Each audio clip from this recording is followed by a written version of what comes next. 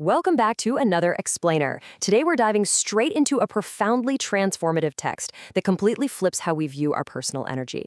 Look, if you've ever felt like you're just constantly running on empty, you are going to love this. This material offers a massive, really fascinating shift from this paradigm of constant burnout over to one of literally limitless abundance. So let's unpack exactly what the Eternal Covenant is trying to teach us. Let's start right here with this incredibly direct quote. The text kicks off by directly addressing that deep weariness you might be feeling from a world that treats absolutely every single interaction as transactional. And let's be real, that is exhausting. But it suggests that you haven't arrived at this exhaustion because you're doing something wrong. Not at all. It's simply because you've forgotten a core part of your true energetic nature.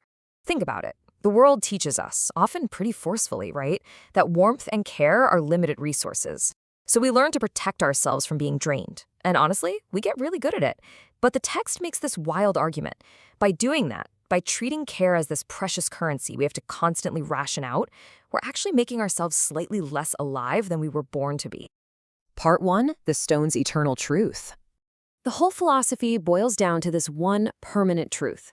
Kindness costs nothing, but means everything. The source describes this as a truth cut into stone, because we really need to see it as permanent. It outlasts any economy that ever taught you to fear scarcity. It doesn't fluctuate with market conditions, and you don't need a monthly subscription for it. It's just this enduring, rock-solid fact of human existence. Moving into Part 2, the architecture of energy. The teaching visualizes our internal energy as a physical landscape. At the base, you have grounded earth. This is your spiritual insight, solidified into a usable, totally enduring form. Then, flowing over it, you have intelligent water, which finds the path of least resistance, not because it's lazy, but out of pure intelligence to nourish what's actually parched. And finally, above it all is unvoiced fullness, this radiant fire that just pours its gold everywhere without ever keeping a ledger of what it illuminates. Notice the intentional empty heart carved out here. Now, the text is super clear about this. This is absolutely not an instruction to erase yourself. It's more like a seal, an outline, just waiting for your actual presence to fill it up.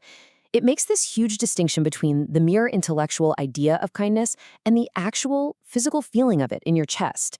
The words we're talking about, they're just the address. That physical feeling is the real teaching. Part 3, conduit versus battery. True kindness flows from fullness, never from depletion. The text is so emphatic about this. It says, "You are a conduit, not a battery." Just sit with that for a second. You don't store up a limited charge and then drain it by giving to others. Instead, you're a transducer. You're converting this limitless, solar fullness into grounded human action. You're literally meant to give like the sun in the sky, pouring its gold across a mountain without ever sending an invoice.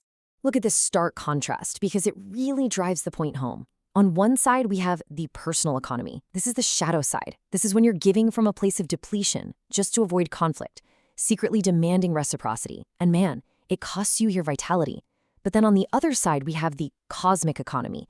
This is giving freely from an uncontained fullness. It's regenerative. It doesn't track, it doesn't account, and most importantly, it fundamentally alters the energetic record of everything it touches. Part 4, the energetic architecture of the transmission. Okay, let's look at the mechanics under the hood. First, the text references a primary frequency, 528 Hz. In this framework, they call this the miracle tone. It's the frequency of love, transformation, and heart coherence. Basically, this is the underlying vibration that this entire energetic shift is meant to operate at within your physical body. Next up is an alchemical stage called coagulatio. Now, if that sounds a bit intense, don't worry. Just think of it as the process of taking a lofty, abstract idea and turning it into a grounded, totally usable reality that you carry with you. It's taking all that wisdom and solidifying it into a permanent, embodied form in your actual, everyday life. And finally, we have Agape Sophia. This represents the ultimate goal state of this entire framework. It's this beautiful, unified field where unconditional love, which is the agape part, is perfectly fused with embodied, grounded wisdom, the Sophia. All right, part 5, the integration protocol. Let's make this practical. To actually use this stuff, the protocol starts with optimal timing. The source highly recommends doing this right at dawn or dusk. Why then? Well, because during that transitional light, your rational guard is naturally a lot softer. You're much more receptive to actually absorbing this energetic shift without your brain overanalyzing the whole thing.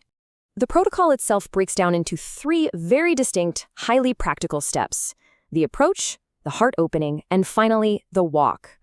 Here is exactly how you execute those first 2. First, the approach.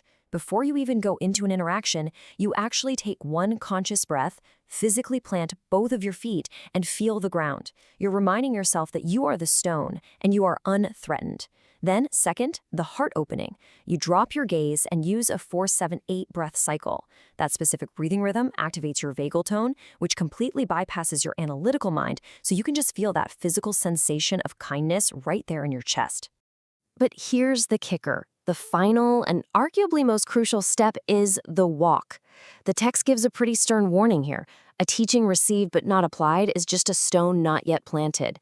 You can't just stand there analyzing the teaching forever. Step 3 demands action. You have to go out, find one person today, and offer one thing freely. Don't explain why you're doing it, and whatever you do, do not wait around for a thank you. You just ask yourself internally, who needs this from me today? And you act on the very first answer that pops into your head, zero judgment. Section 6. Choose your inscription wisely.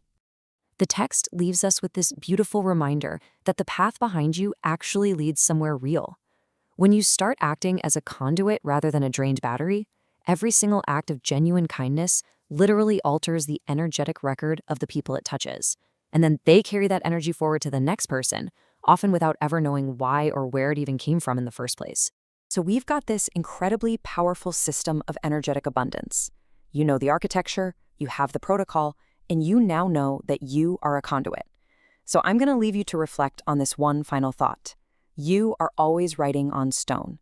As you step out into the real world today, who needs this energy from you, and what exactly will your inscription be?